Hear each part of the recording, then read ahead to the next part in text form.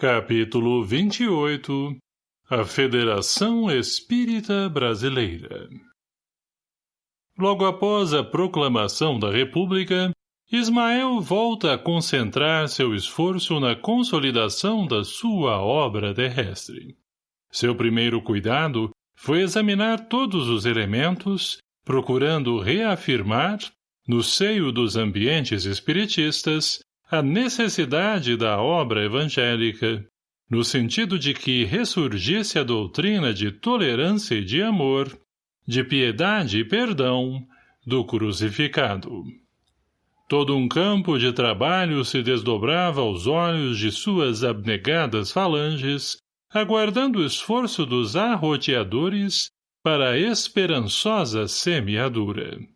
Seu coração angélico e misericordioso, sob a égide do Divino Mestre, já havia distribuído as noções evangélicas a todos os espíritos sedentos das claridades do Consolador, e a doutrina dos espíritos no Brasil, sob a sua influência, se tocava da luz divina da caridade e da crença, pressagiando as mais sublimes edificações morais.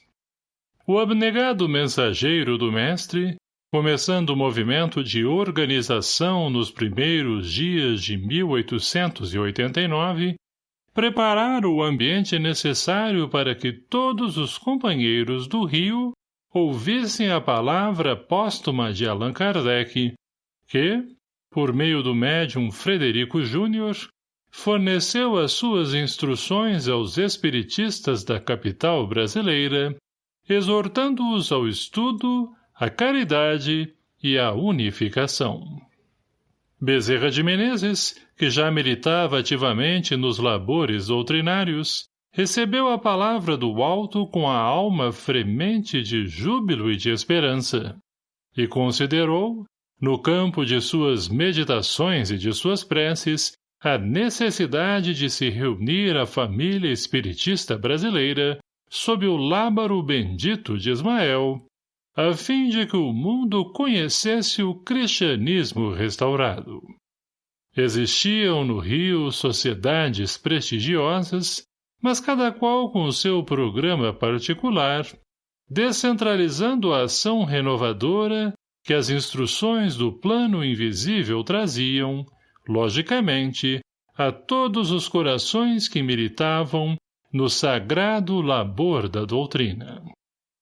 A Federação Espírita Brasileira, fundada desde o ano bom de 1884, por Elias da Silva, Manuel Fernandes Figueira, Pinheiro Guedes e outros companheiros do ideal espiritualista, no Rio de Janeiro, esperava, sob a proteção de Ismael, a época propícia para desempenhar a sua elevada tarefa junto de todos os grupos do país, no sentido de federá-los, coordenando-lhes as atividades dentro das mais sadias expressões da doutrina.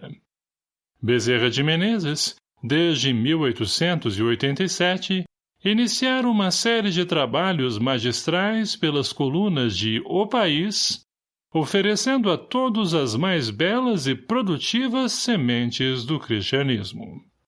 A palavra de Max, pseudônimo que ele havia adotado, inundava de esperança e de fé o coração dos seus leitores, iniciando-se, desse modo, uma das mais prodigiosas sementeiras do espiritismo no Brasil. Desde 1885, igualmente funcionava o Grupo Ismael, com Saião e Bittencourt Sampaio, célula de evangelização, cujas claridades divinas tocariam todos os corações. Em breve, os mensageiros do Senhor conseguiram agremiar a caravana dispersa. No templo de Ismael iam reunir-se, enfim, os operários da grande oficina do Evangelho. Bezerra, Saião, Bittencourt, Frederico, Filgueiras, Richard, Albano do Couto, Zeferino Campos e outros elementos da vanguarda cristã. O tempo, todavia, era de transição e de incertezas. A República, com as suas ideologias novas, filhas do positivismo mais avançado, criara os mais sérios embaraços ao desenvolvimento da doutrina. O novo Código Penal incluíra o espiritismo nos seus textos e o ambiente era obscuro, sentindo todas as correntes espiritistas a necessidade imediata de união para a defesa comum. E, enquanto se balbuciavam protestos a medo, a Federação, com a sua prudência e a sua serenidade, iniciou a defesa pacífica da doutrina, dirigindo uma carta aberta ao ministro da Justiça do governo provisório, em que esclarecia devidamente a situação. Os mensageiros invisíveis cuidaram, então, de organizar os novos planos de unificação de todos os elementos.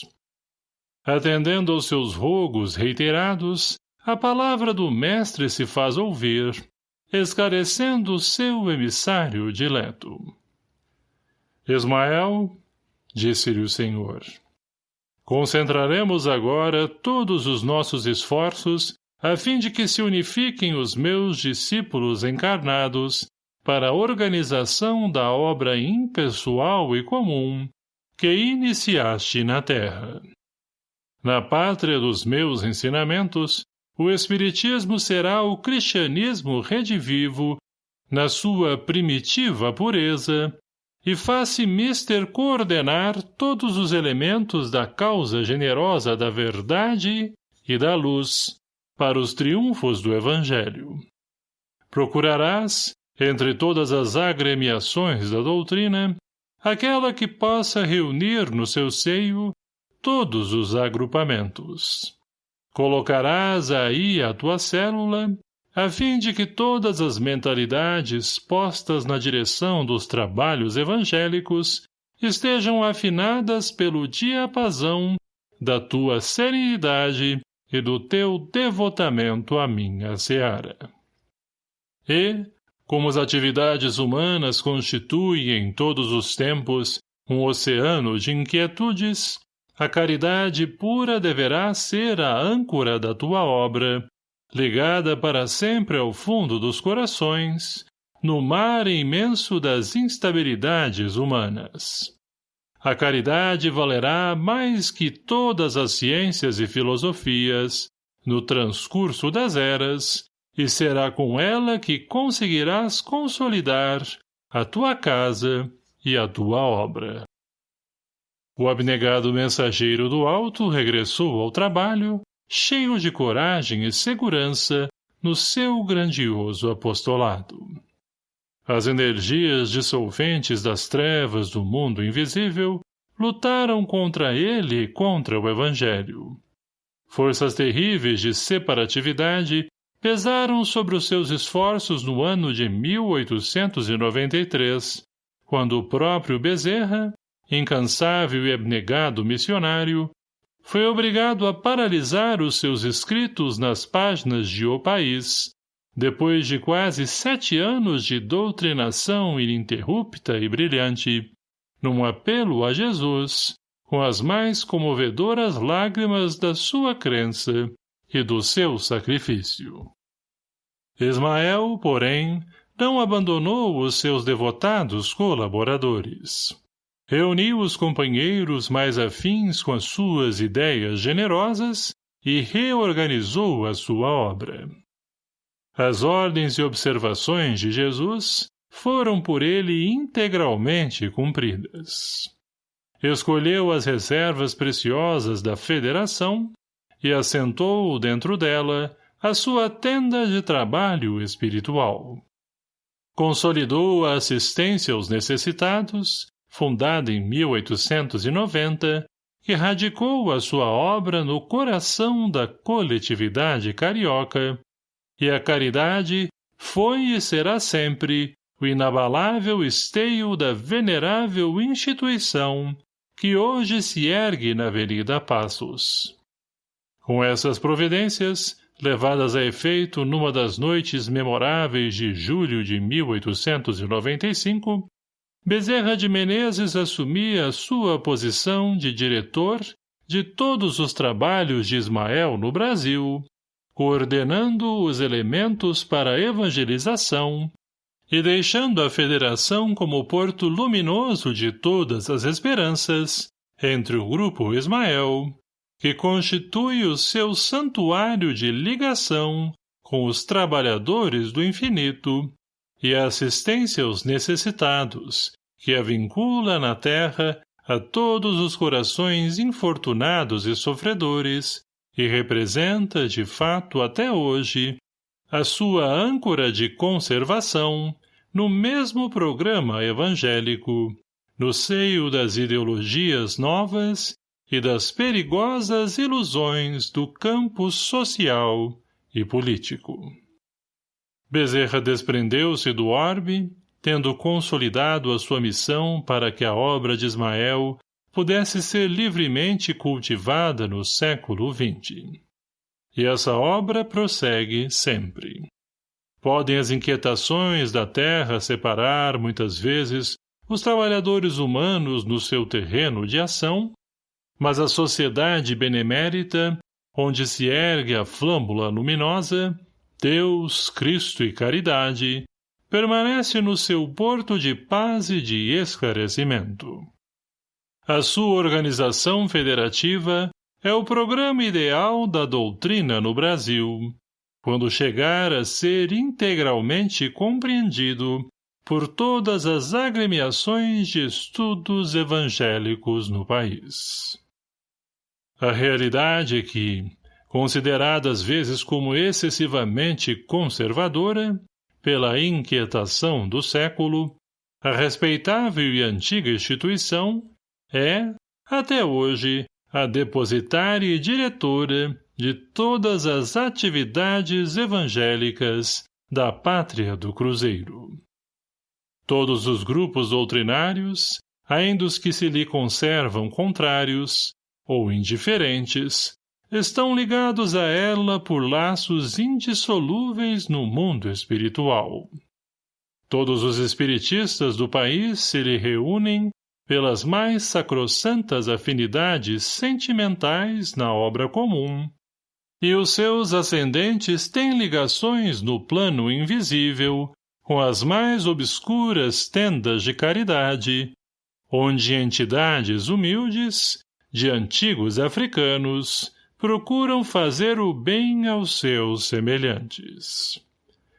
As forças das sombras alimentam, muitas vezes, o personalismo e a vaidade dos homens, mesmo daqueles que se encontram reunidos nas tarefas mais sagradas.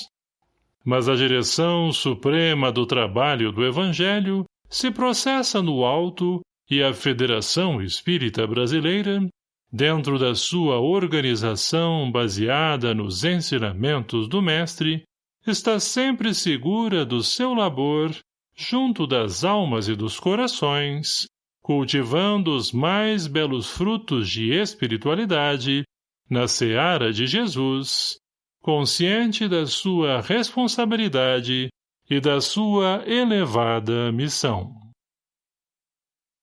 Se você gostou desse vídeo, não esqueça de curtir, se inscrever no canal e compartilhar com seus amigos e conhecidos. Que Deus abençoe a todos. Obrigado.